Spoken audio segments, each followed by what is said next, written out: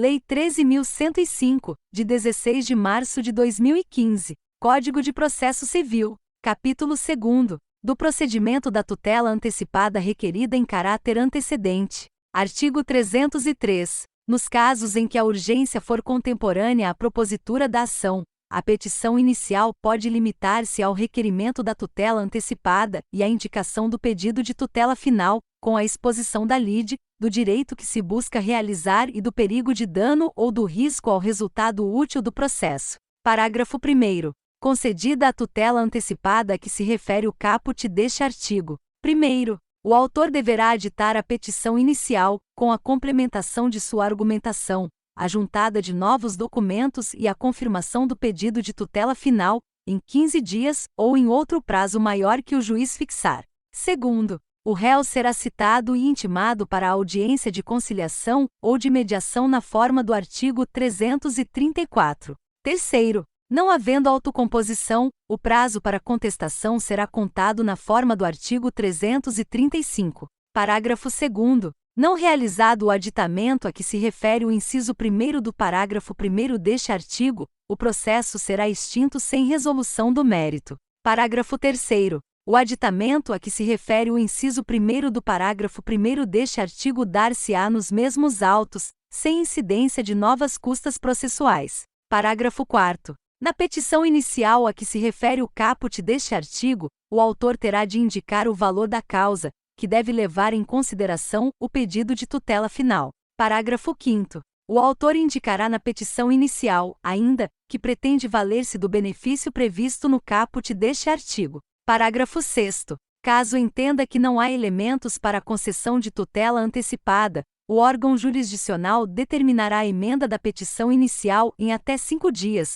sob pena de ser indeferida e de o processo ser extinto sem resolução de mérito. Artigo 304. A tutela antecipada, concedida nos termos do artigo 303, torna-se estável se da decisão que a conceder não for interposto o respectivo recurso. Parágrafo 1º. No caso previsto no caput, o processo será extinto. Parágrafo 2º. Qualquer das partes poderá demandar a outra com o intuito de rever, reformar ou invalidar a tutela antecipada estabilizada nos termos do caput. Parágrafo 3º. A tutela antecipada conservará seus efeitos enquanto não revista, reformada ou invalidada por decisão de mérito proferida na ação de que trata o parágrafo 2º. Parágrafo 4º. Qualquer das partes poderá requerer o desarquivamento dos autos em que foi concedida a medida, para instruir a petição inicial da ação a que se refere o parágrafo 2º, prevendo o juízo em que a tutela antecipada foi concedida.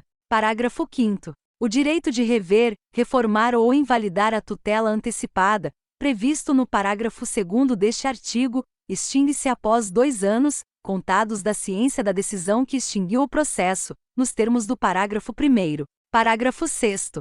A decisão que concede a tutela não fará coisa julgada, mas a estabilidade dos respectivos efeitos só será afastada por decisão que a revir, reformar ou invalidar, proferida em ação ajuizada por uma das partes, nos termos do parágrafo 2º deste artigo. Capítulo 3º. Do procedimento da tutela cautelar requerida em caráter antecedente. Artigo 305. A petição inicial da ação que visa a prestação de tutela cautelar em caráter antecedente indicará a lide, e seu fundamento, a exposição sumária do direito que se objetiva assegurar e o perigo de dano ou risco ao resultado útil do processo. Parágrafo único. Caso entenda que o pedido a que se refere o caput tem natureza antecipada, o juiz observará o disposto no artigo 303. Artigo 306. O réu será citado para, no prazo de 5 dias, contestar o pedido e indicar as provas que pretende produzir. Artigo 307.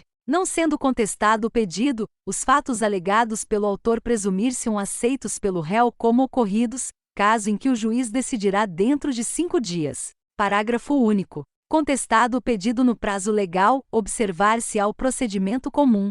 Artigo 308. Efetivada a tutela cautelar, o pedido principal terá de ser formulado pelo autor no prazo de 30 dias, caso em que será apresentado nos mesmos autos em que deduzido o pedido de tutela cautelar, não dependendo do adiantamento de novas custas processuais. Parágrafo 1º. o pedido principal pode ser formulado conjuntamente com o pedido de tutela cautelar. Parágrafo 2º. A causa de pedir poderá ser aditada no momento de formulação do pedido principal. Parágrafo 3º. Apresentado o pedido principal, as partes serão intimadas para a audiência de conciliação ou de mediação, na forma do artigo 334, por seus advogados ou pessoalmente, sem necessidade de nova citação do réu. Parágrafo 4º. Não havendo autocomposição, o prazo para contestação será contado na forma do artigo 335. Artigo 309. Cessa a eficácia da tutela concedida em caráter antecedente se: primeiro, o autor não deduzir o pedido principal no prazo legal. Segundo, não for efetivada dentro de 30 dias.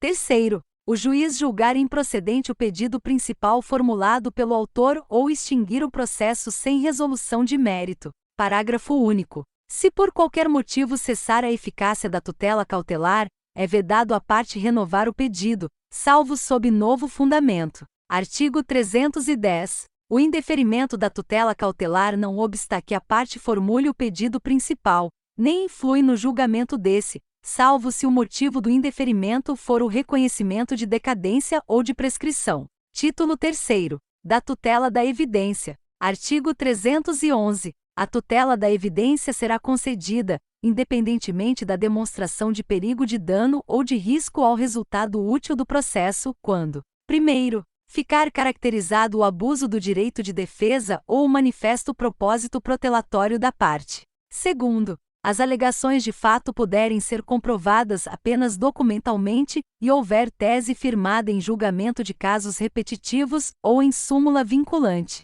Terceiro, se tratar de pedido rei persecutório fundado em prova documental adequada do contrato de depósito, caso em que será decretada a ordem de entrega do objeto custodiado, sob cominação de multa. Quarto, a petição inicial for instruída com prova documental suficiente dos fatos constitutivos do direito do autor, a que o réu não opõe a prova capaz de gerar dúvida razoável. Parágrafo único. Nas hipóteses dos incisos 2º e 3º, o juiz poderá decidir liminarmente.